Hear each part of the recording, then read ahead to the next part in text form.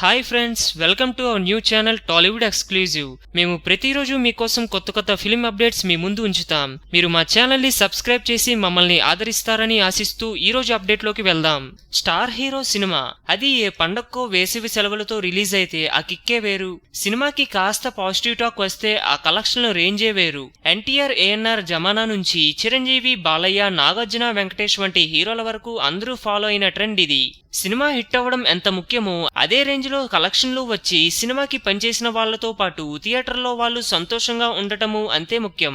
కానీ ఈ ఫార్ములాని ప్రిన్స్ మహేష్ బాబు మాత్రం ఫాలో అవుతున్నట్లు లేదా అంటే అవుననే అంటున్నారు సినీ పండితులు. సంభవామి సినిమా రిలీజ్ డేట్ విషయంలో ఆయన తీసుకున్న నిర్ణయమే ఇందుకు నిదర్శనం అంటున్నారు విశ్లేషకులు. సినిమా నటులు ఎక్కువగా నమ్మకాల మీద ఆధారపడి ఏ పనైనా చేస్తుంటారు. అలాగే మహేష్ బాబు కూడా ఒకప్పుడు వీటిని ఫాలో అయ్యేవాడు. అందుకే ఒక్కడు సినిమాని సంక్రాంతికి విడుదల చేశాడు. పోకిరిని వేసవి సెలవుల్లో, దూకుడు దసరాకి రిలీజ్ అయ్యాయి. బ్లాక్ బస్టర్లుగా నిలిచాయి. అయితే ఇదే నమ్మకం కొన్ని సినిమాల విషయంలో నిజం కాలేదు. అందుకు ఉదాహరణ వన్ నేనొక్కడినే, బ్రహ్మోత్సవం, ఆగడు వంటి సినిమాలే.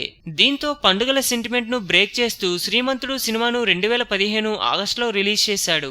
అది అనూహ్య విజయం సాధించింది. కలెక్షన్ల సునామీ సృష్టించింది. దాంతో మహేష్ ఈ రిలీజ్ డేట్ల సెంటిమెంట్ ను ఫాలో అవడం లేదట.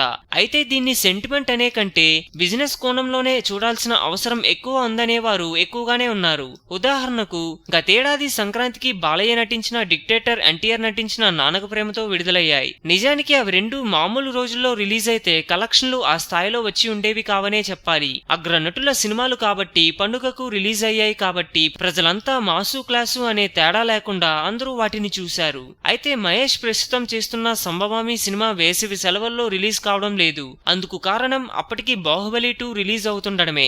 దాంతో క్లాష్ అవ్వడం ఇష్టం లేక సమ్మర్ హాలిడేస్ అయిపోయాక జూన్ మొదటి వారంలో ఈ సినిమాను రిలీజ్ చేయాలనుకుంటున్నారట.